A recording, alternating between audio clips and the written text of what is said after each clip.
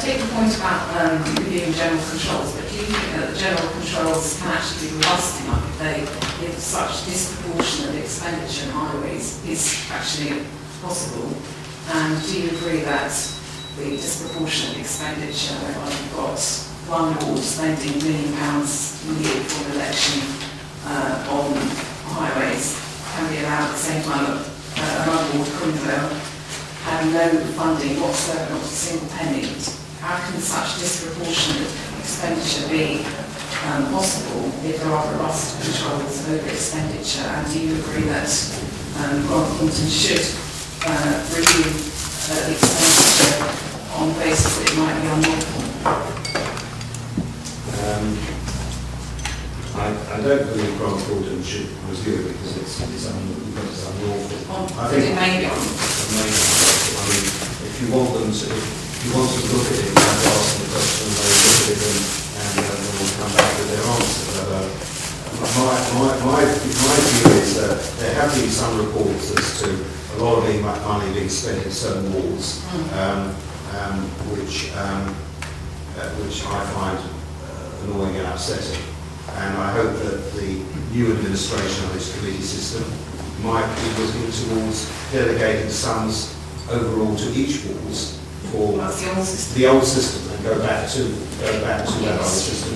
Because although it tends to divide up the money, at least there wasn't the ability if the cabinet member wanted to direct money to a particular ward without naming any particular wards. As Francis Urquhart said, you may say that.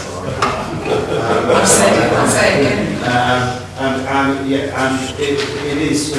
It is interesting that we in Charles Hill, which I represent, we've been campaigning for certain roads to be tarmacked, and it was quite amazing they've just been done now.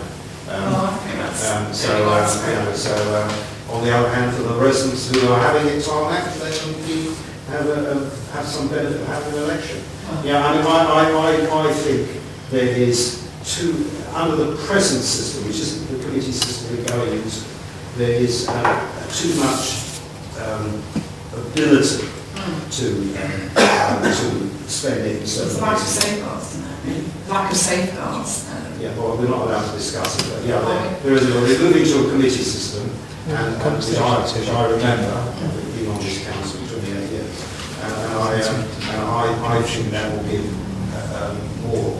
less power to, if a cabinet member was so minded to do such a thing. Yes. Go on.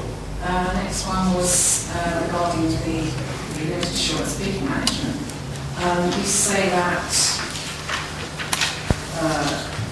the council, to date, the council has not identified any positions, so the check's not been in place. But, question 3? But have you actually looked? Have all the posts been assessed?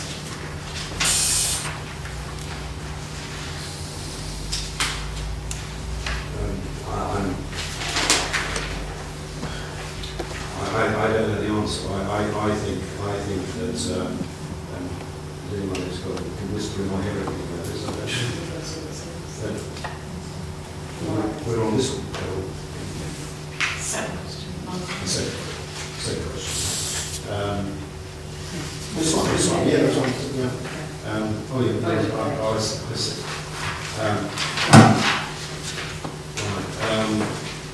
Yeah. Bear in mind, it's the last paragraph, which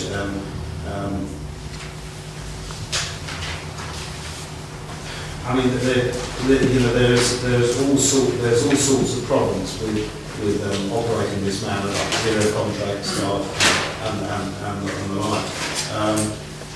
So, I mean, I'm told the council's not identified any position where the check was being placed at the time of the appointment. Yeah, but my point was, have they actually checked all the posts? Bear in mind that it poses a risk of safeguarding, doesn't it, to vulnerable people and children, if they haven't all been checked. They may not have identified any, but they may not look very far. They must have checked all the posts that have been provided by Common Sewer. I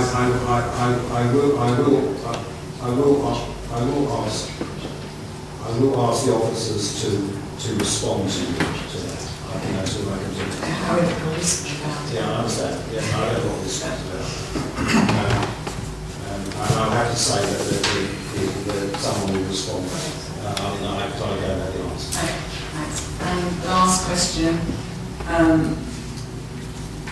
just to repeat the point really, if the authority cannot manage the competence management of the relatively small contracts, basically commensurate and so on and so on, how on earth are they going to be able to manage the capital contracts? And although you say you object or worry most of all about the length of the contract, surely the point is not the length of any contract, it's how well it's scrutinised and, you know, held to account by the commissioning agent on the council.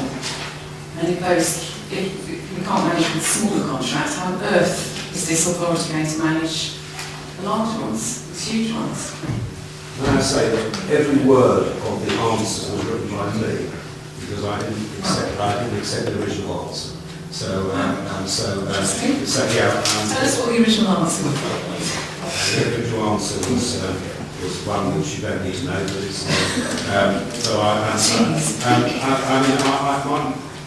The point I think I would like to make is that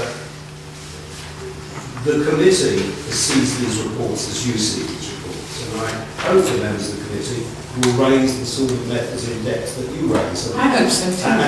And so the one thing I think we've seen in the 4 years that I've chaired this committee is that our role is to bring things to the surface and to be transparent. And I'm not saying the authority is doing it all right. In fact, if the authority is doing it all right, this committee would be very boring. But in fact, what the committee does with all these reports, particularly ones which say, you know, no assurance or little assurance or whatever, is that this is hidden away.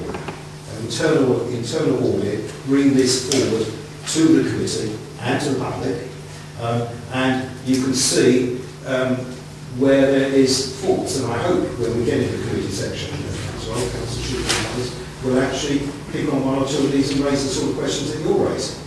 Because there we can have a dialogue and the officers, not only the officers, but the directors from Capital and other can contribute to this. I mean, the previous committee, I think it was the last one, Councillor Cook asked for an assurance in writing on a point, and we got an assurance in writing on that point, because the question was asked at that stage. And I think that's the role of the committee members. The fact that you and the other members of the public are managing to raise these questions, in a sense, is saying the committee is not necessarily doing its job as well as it ought to be doing.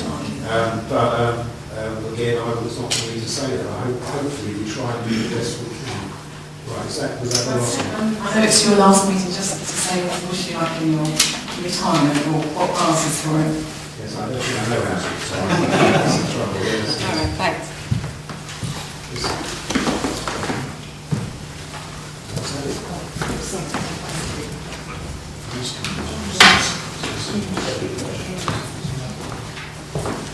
Just a second. I have to give you one second.